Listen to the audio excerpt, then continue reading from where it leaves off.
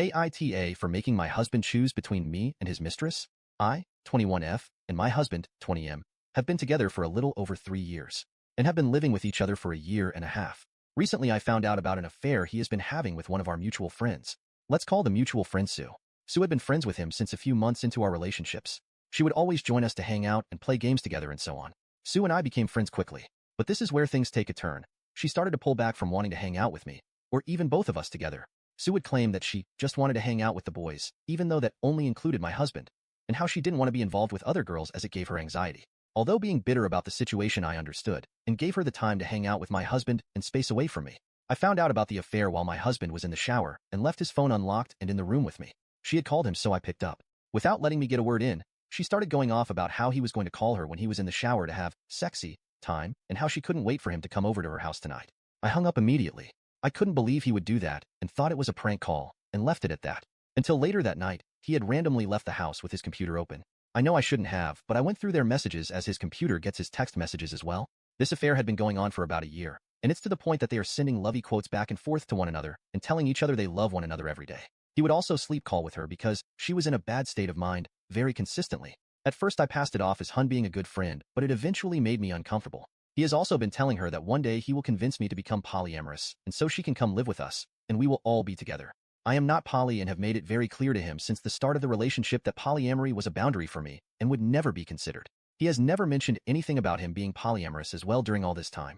After I found out about the affair, I didn't mention anything to him for a while, but mentioning to him how I feel uncomfortable with her presence because it was obvious she had feelings for him, as well as saying I would like them to stop sleeping on call with each other, hoping that he would come to the conclusion himself and leave her.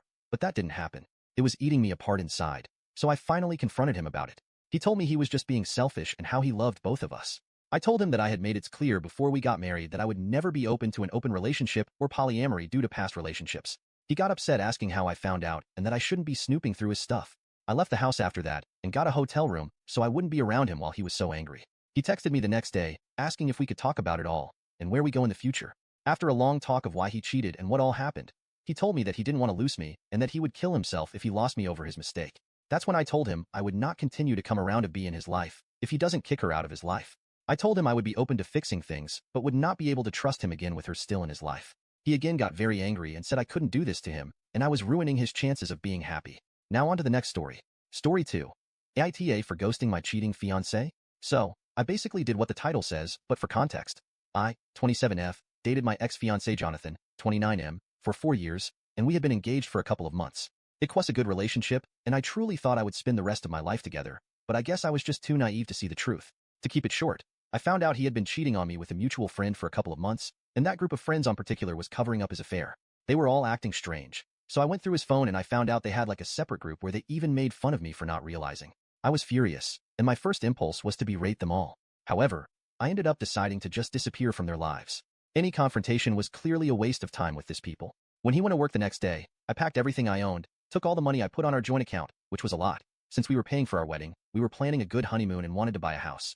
I blocked them from everywhere, put my accounts on private, changed my number, and I went back to my hometown and stayed with my mom and stepdad. I was so mad I even left my job right away. I told my friends and family what had happened, and then I decided to go on a big trip with some of the money I had put on our joint account. I left for 3 months. I had the time of my life and came back home like 2 months ago. I was able to get a job here, and I decided to start dating again. It's nothing serious, but I have been seeing this nice guy for about a month. I'm just trying to put my life back on track. Anyway, recently my family and friends are telling me that my ex and our ex-mutual friends are bombarding them with texts on social media. They apparently want to know where I am and are asking how I'm doing, and they are saying what I did was childish and I should just talk to them at least.